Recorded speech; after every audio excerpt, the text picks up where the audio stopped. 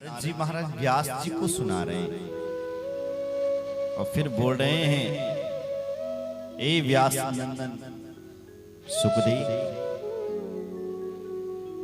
हे पराशर नंदन व्यास जी, तुम ऐसा क्यों सोच रहे हैं कि मैं किसका ध्यान करना है तो उस मां भगवती का ध्यान करो। और इतना कहकर के नारद जी बोल करके चले गए। नारद जी वहां से गए। व्यास जी कहते हैं सुमेरु पर्वत पर गए और उस पर्वत पर व्यास जी ने कठिन तपस्या की।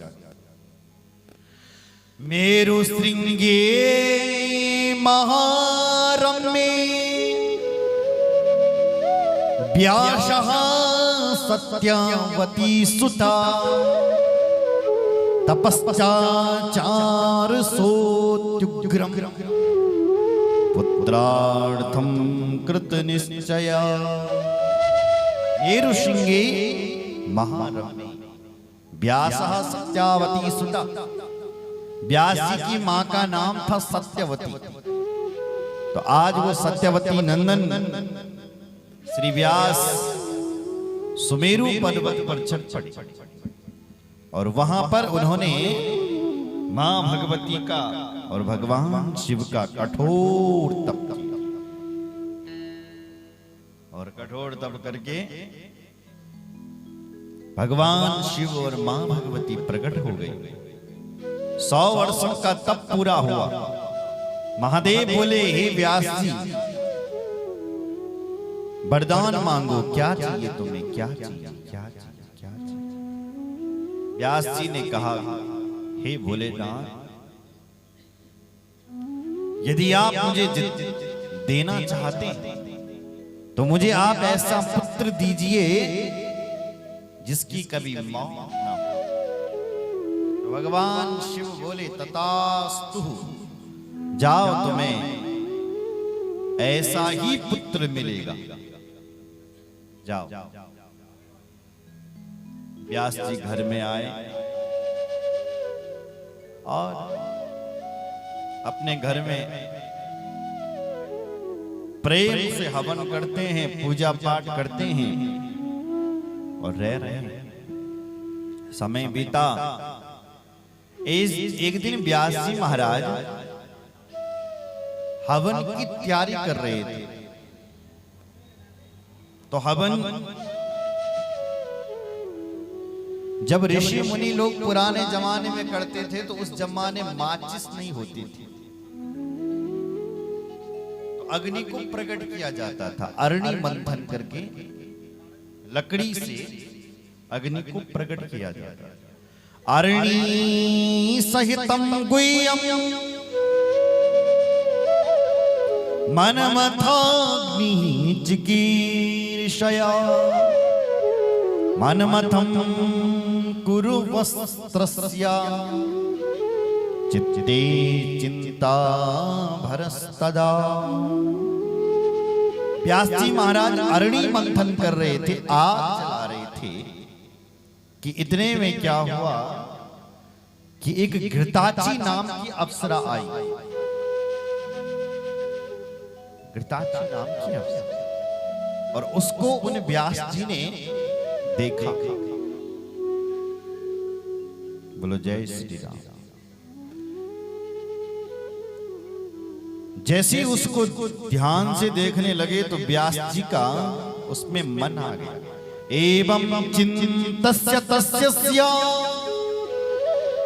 घृताची दिव्य रूपिणी प्राप्ता दृष्टपथं तत्र समीपे गवने स्थिता। उस घृताची नाम की अप्सरा को देख करके व्यास जी के मन में न जाने क्या क्या ख्याल आए और उसको व्यास जी देखने लगे तो उसने तुरंत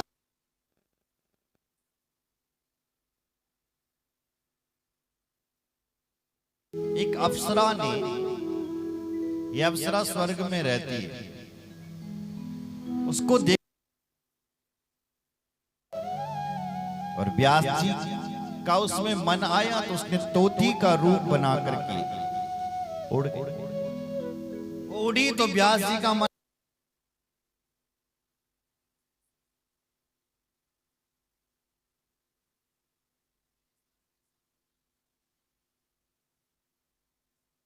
के साथ हुआ था।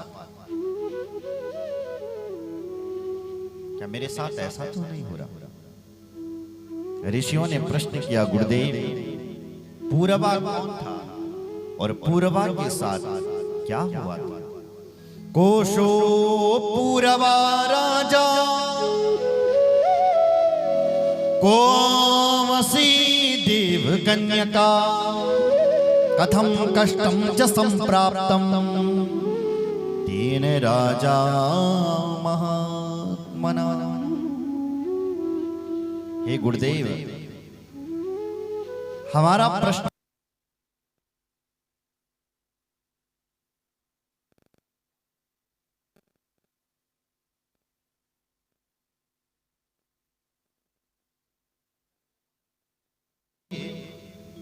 बुद्ध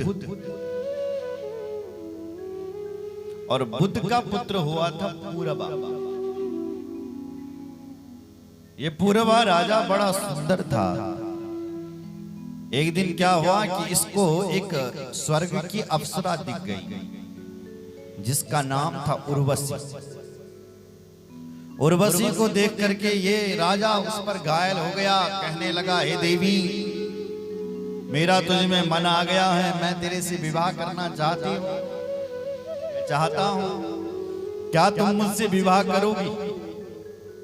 उस उर्वशी ने पूर्वा राजा के लिए कहा, हे राजा, विवाह तो तुम मुझसे कर ले, पर मेरी 3 शर्तें हैं। बोले, क्या शर्तें? बोले, पहली शर्त मेरी यहां है कि मेरे साथ 2 भेड़ के बच्चे हैं। यदि तुम मेरे इन भेड़ के बच्चों की रक्षा कर सके तो मैं तुम्हारे साथ विवाह करने के लिए तैयार हूं। इनको कोई चुरा करके ना ले जाए, तुमने हर समय इनकी रक्षा करनी है और इनका भरण पोषण करना है। पूर्वा राजा ने कहा, देवी, मैं राजा हूं, अनेक सेवक लगा लूंगा तेरे भेड़ के बच्चों की सेवा के लिए, तू चिंता क्यों करती है? छोटी सी शर्त, ठीक है, मैं तेरे भेड़ के बच्चों को अपने तेरे साथ ही रखूंगा और पालूंगा। दूसरी शर्त बता। बोले, दूसरी शर्त मेरी यहां है कि मैं अन्न नहीं खाऊंगी। तो खाएगी क्या? बोले, मैं घी पीऊंगी केवल। यदि तू मेरे लिए घी का प्रबंध कर सकता है तो बता, मैं तेरे से विवाह करूंगी। घृतम में भक्षणम नित्यम नान्यतत् किंचिन नृपाशनम। मैं केवल घी का भक्षण करूं, नहीं घी खाऊं। राजा ने कहा, मैं राजा हूं, तुझे घी भी पिलाऊंगा। तीसरी शर्त बता। बोले, तीसरी शर्त यह है कि सहवास के अतिरिक्त मैं आपको कभी नग्न भेष में नहीं देखूंगा। यदि मैंने कभी आपको नग्न भेष में देख लिया, अंगीकृतम तदहताचा कामिन्याभासतम। यदि मैंने कभी निर्वस्त्र देख लिया तो हे राजन, मैं तुम्हें छोड़ करके उसी क्षण चले जाऊं। राजा ने कहा, मुझे तेरी तीसरी शर्त भी मंजूर है, मैं तेरे सामने सहवास के अतिरिक्त कभी भी निर्वस्त्र नहीं रहूंगा। ये तीनों शर्त मानी और उस उर्वशी के साथ पूर्वा राजा ने विवाह किया और ठाट बाट से रहने लग गया। महाराज बोले, जय श्री राम। बड़े प्रेम से रहता है। समय बीता और अब उर्वशी तो यहाँ की तो है नहीं, वो तो स्वर्ग की है। तो एक दिन इंद्र ने देखा, भाई अरे हमारी यहाँ सारी अप्सराएं दिख रही है लेकिन उर्वशी कहाँ चली गई? इंद्र ने कहा, जाए भी सेवकों को पता लगाओ तो कहाँ गई है उर्वशी, दिख नहीं रही है कहीं। इंद्र के सेवक गए, ढूंढा उसको, तो क्या पता चला कि धरती पर रह रही है, वो भी पूर्वा राजा के साथ रह रही है, और वो भी 3 शर्त के साथ रह रही है। इंद्र गए, जाओ उसको बुला करके लाओ, तो नहीं आई, मना कर दिया, मैं नहीं आऊंगी, अब मैं तो राजा के साथ रहूंगी। अच्छा, तो इंद्र को पता चला कि ये तो तभी आएगी जब इसके भेड़ के बच्चे आएंगे। तो इंद्र खुद गया और उसके भेड़ के बच्चों को रात्रि के समय चुरा लिया, कहीं से जाकर के चुरा लिया होगा। अब ये उर्वशी राजा पूर्वा से कहने लगी, हे पूर्वा राजा, रात के समय मेरे भेड़ के बच्चों को बचा बचा बचा, ले गया कोई। उस समय वो राजा नग्न अवस्था में सो रखा था, राजा उसी समय भागा, उसने कुछ नहीं देखा, उन बच्चों को बचाने के लिए भागा भागा दूर तक ले गया। तब तक वो भी उर्वशी भी बाहर निकली, लेकिन राजा उन भेड़ के बच्चों को नहीं बचा सका। तब तक तो वो स्वर्ग चले। वो उर्वशी उस राजा के सामने आई और कहने लगी, हे राजा, मैं अब तेरे साथ नहीं रह सकता। क्यों? बोले, तूने अपनी शर्त पूरी नहीं की, तू मेरे भेड़ के बच्चों की रक्षा नहीं कर सका, इसलिए अब मैं तेरे साथ रहने वाली नहीं हूं। और चले गई वो, उसे छोड़ कर। देखो जरा कथा को देवी गई तो वो राजा रोने लग गया, हूं करके रो रहा था, अरे मेरी देवी मुझे छोड़ करके मत जा मत जा। यहां तक स्थिति हो गई, वो पूर्वा राजा उसके चरणों को तक पकड़ने लग गया, मत जा मत जा मत जा। वो उर्वशी श्लोकों को कहते, उस राजा को डांटती हुई कहती है, हे राजा, तेरे जैसा मूर्ख आदमी मैंने आज तक नहीं देखा। मूर्खोसी नृपसार्दूला ज्ञानम कुत्र गतम तवा